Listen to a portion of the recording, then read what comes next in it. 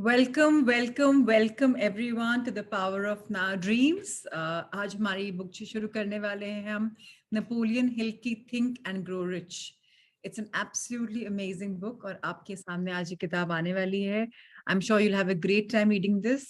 बहुत interesting book है and इस बुक के बेसिस पे बहुत कुछ आया हुआ है। Like a lot of books are written on this. ये एक इंस्पिरेशन है for many many books to come. So आइए without further ado, let's start this beautiful book.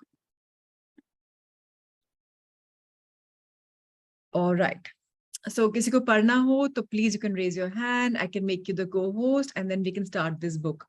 So अंग्रेजी में इसको बोलते हैं Think and Grow Rich. Napoleon Hill की किताब है ये और हिंदी में इसका नाम है अपनी सोच से अमीर बनिए। अमीर बने मतलब सिर्फ फाइनेंशियली अमीर नहीं, बट बहुत बहुत एस्पेक्ट्स में। So very important to go and understand about this. So ये जो किताब है ये शुरू हुई थी बहुत सारे रीजंस की वजह से, जैसे लोगों को पॉजिटिव थिंकिंग पढ़ाना, इसके साथ प्रपोजल्स देना। आइए इसका थोड़ा सिनॉप्सिस पढ़ते हैं। जब सोचे और दौलतमंद बने पहली बार 1937 प्रकाशित हुई तो इसे उस वक्त की सबसे बड़ी हिट साबित हुई।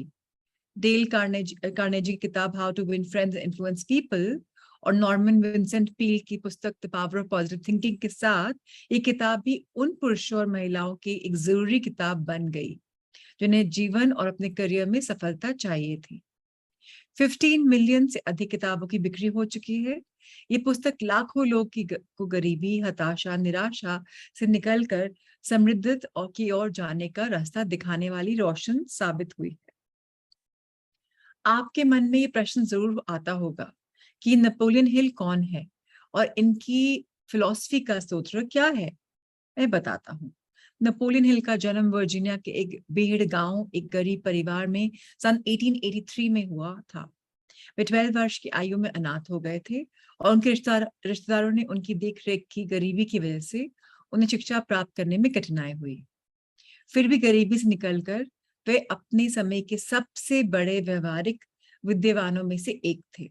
सो very important for us to understand कि हम कैसे भी पैदा हुए, कहाँ पर भी पैदा हुए, अगर हमें राइट एटीट्यूड टुवर्ड्स लाइफ मालूम है तो it's a win win situation.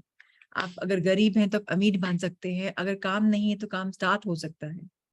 13 वर्ष की आयु से उन्होंने लिखन करियर की शुरुआत कस्बे के समाचार पत्र में स्ट्रिंग के रूप में भी करी थी। स्ट्रिंगर के रूप में भी करी थी। स्ट्रिंगर एक रिपोर्टर जो पैसे के हिसाब से अपने आसपास की खबरों का समाचार पत्र में लिखता है। गरीबी से निकलने के उनके संघर्ष के बाद उन्हें इस बात को जानने की जुर्रत पड़ गई कि लोग संपत्ति कमाने और अपनी जिंदगी में खुशियां पाने से दूर क्यों रह जाते हैं। तो जब कभी भूख होती है ना किसी चीज की, जब जिज्ञासा होती है, तब आपके पास आप पूछते हो कि ऐसे क्यों हो रहा है।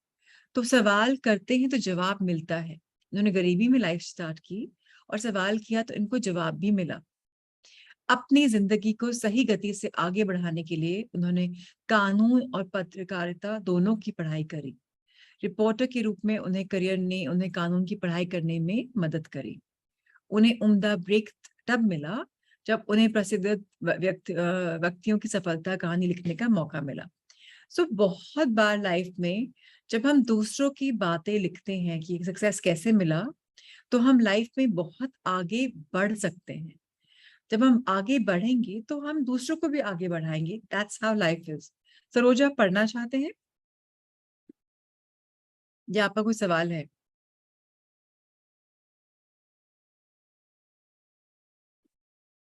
आप चैट बॉक्स में बताएं मुझे, do you want to read और why did you raise your hand? Anyway, उन्होंने उन सफलतम व्यक्तियों में से एक साक्षात्कार विश्वास प्रसिद्ध स्टील मैग्नेट मिस्टर कार्नेगी को लिया। कार्नेगी इस पत्रकार द्वारा इतना प्रभावित हुए कि उन्होंने इस पत्रकार को इतना कमीशन का ऑफर कर दिया जिससे उसकी जिंदगी के 25 वर्ष कट सकते थे। ये एक प्रोजेक्ट था। उन्हें दुनिया के 500 सफलतम लोगों के साक्षात्कार लेने थे जिससे ये पता लगाया जा सके कि ऐसा कोई सफलता का सूत्र निकल कर आए जिसे एक आम इंसान भी उपयोग कर सके और सफल हो सके। उन व्यक्तियों में उस वक्त के सबसे सफलतम और रईस लोग शामिल थे। उनमें Thomas Alva Edison, Alexander Graham Bell, Henry Ford, Charles M Schwab, Theodore Roosevelt, William Wrigley Junior, John Wanamaker, William जेनसिंग Bryan, George Eastman, Woodrow Wilson, William H Taft, John D रेफिल्ड, बहुत सारे लोग प्रसिद्ध थे जो उसमें थे। इस दौरान एंड्रू कार्नेगी हिल के मेंटर बन गए, उन्हें इस सफलता का फॉर्मूला ढूंढने में मदद करने लगे।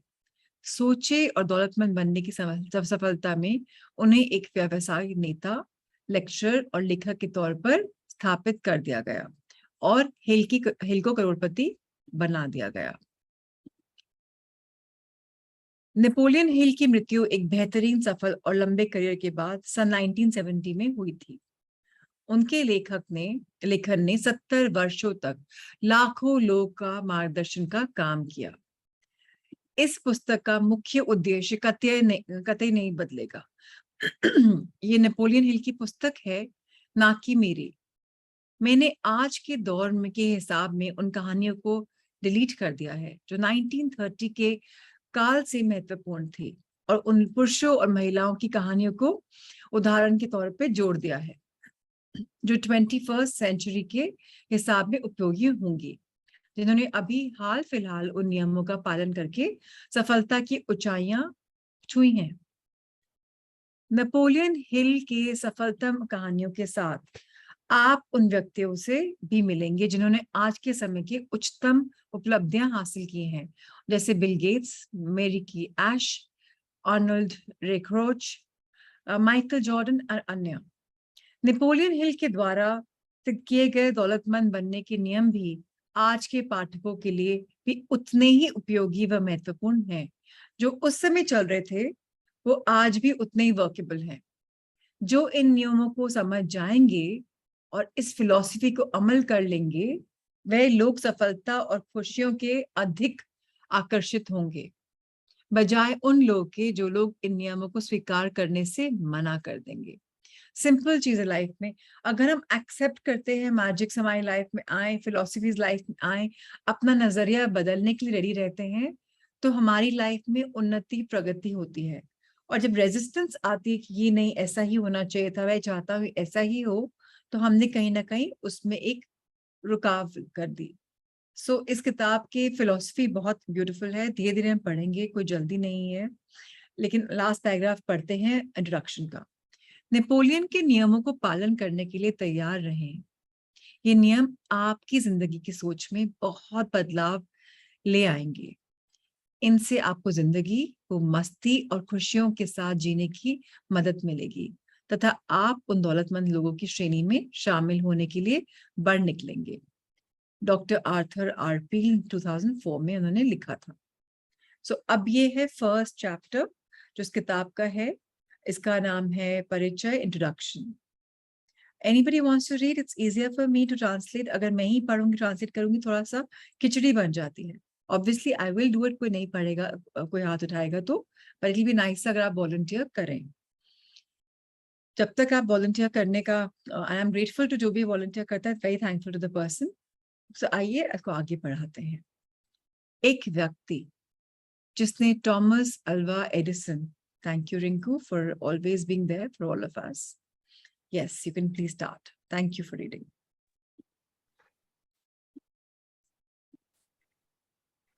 एक व्यक्ति जिसने थॉमस अल्वा एडिसन के साथ व्यावसायिक भागीदारी करने का सोचा।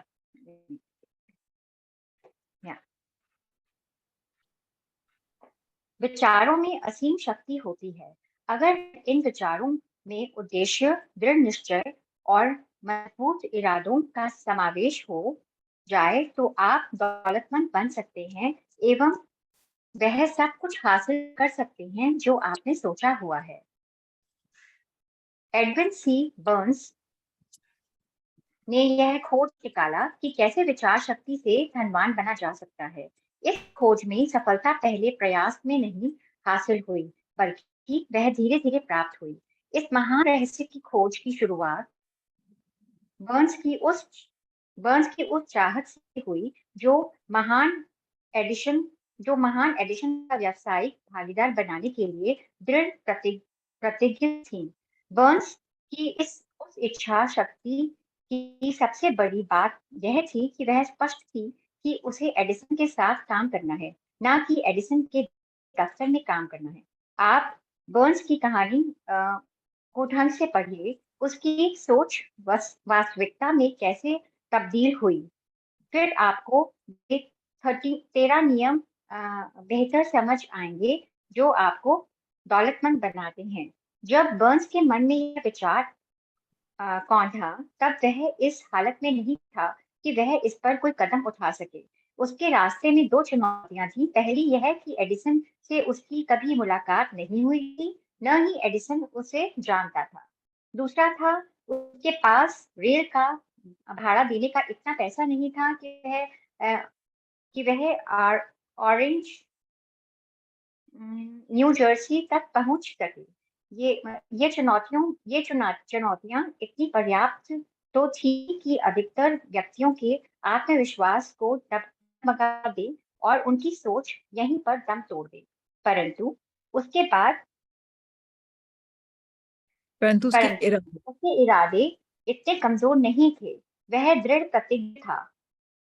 उसने हार नहीं मानी, बल्कि बिना टिकट मालगाड़ी से यात्रा करके ईस्ट ऑरेंज पहुंच गया।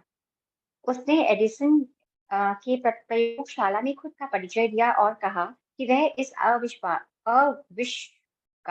आविष्कारक के साथ व्यवसाय करने आया हुआ है। काफी समय के पश्चात एडिसन ने इस पहली मुलाकात का खुलासा कुछ इस प्रकार किया था।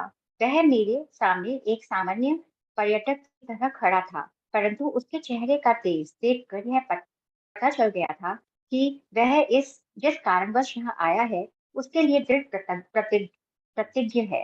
इतने साल के अनुभव में मुझे यह ज्ञान हो गया था कि अगर किसी चीज को दिल से चाहो तो सारी कायनात तुम्हें उसे मिलाने की कोशिश में जुट जाती है। मैंने भी उसके मजबूत इरादों को भांप कर उसे एक मौका दे दिया था, और उसने इस बात को पूरी तरह से दिमाग में बैठा लिया था कि उसे इस सफलता को पाकर ही रहना है। धीरे धीरे उसके कार्यों ने भी यह सिद्ध कर दिया कि मैंने उसको मौका देकर कोई गलती नहीं की थी। उस नौजवान बर्न्स ने उस वक्त एडिसन से क्या कहा, यह उतना महत्वपूर्ण नहीं था जितना कि उसने इस बारे में सोचा कि उसे एडिसन के साथ में काम करना है। इस बात पर एडिसन ने भी अपनी सहमति जताई थी। Do I एक read further? तो वेरी इंपॉर्टेंट हम सबको समझना, आई डोंट नो आपने कितने कितने लोगों ने ये मूवी देखी है, थिंक एंड ग्रो रिच। बहुत ही शानदार मूवी बनी हुई है। बट इसमें सबसे इम्पोर्टेंट चीज अभी इस एक पन्ने में समझने वाली बात है कि बर्न्स में एक एक अंदर पेट में ना एक फायर थी, एक बर्निंग डिजायर थी। उसको क्या करना था, उसको बस रिच होना था। उसको इतने बड़े आविष्कारक, इतने बड़े इन्वेंटर के साथ काम करना था। उसको पता था कि मुझे एडिसन के साथ काम करना है। एडिसन इतना इतने ब्रेक थ्रूज ला रहे हैं, ही जस्ट न्यू इट। उनके पास पैसे भी नहीं थे। उस पिक्चर में बकायदा दिखाया गया था कि वॉलेट खोला, उसके पास पैसे भी नहीं है। कैसे मालगाड़ी में लटक लटक के वो वहां पहुंचा, जस्ट बिकॉज उसको काम करना ही करना था। और उसके बाद उसको इतनी डिफिकल्टीज हुई, उसके रास्ते में आई, उसके पास इतनी प्रॉब्लम्स थी, लेकिन वो कभी भी हताश नहीं हुआ। इसीलिए बोल रहे ना, जब कुछ चाहिए तो आपके पास अगर इंटेंशन सही हो और आपने मांगा यूनिवर्स से सही हो, तो यूनिवर्स आपको हेल्प करेगा ही करेगा। कुछ भी हो जाए, आपकी हेल्प होगी और आप जो चाहते हैं वो आपको मिलेगा ही।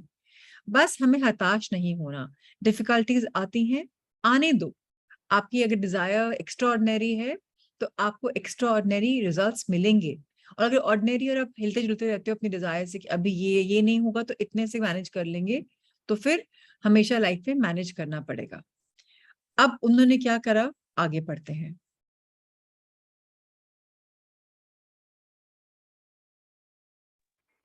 जी पढ़िए।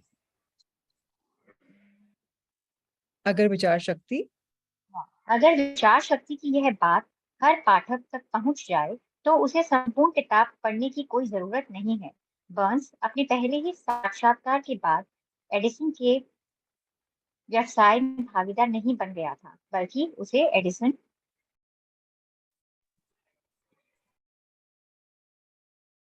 के ऑफिस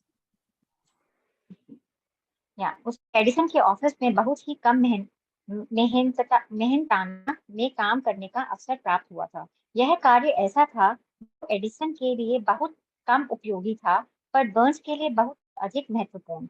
इस अवसर ने बर्न्स को अपने होने वाले भागीदार को अपनी व्यापार कुशलता दिखाने का मौका दिया था। उसका होने वाला भागीदार वहां उसके काम को परख सकता था।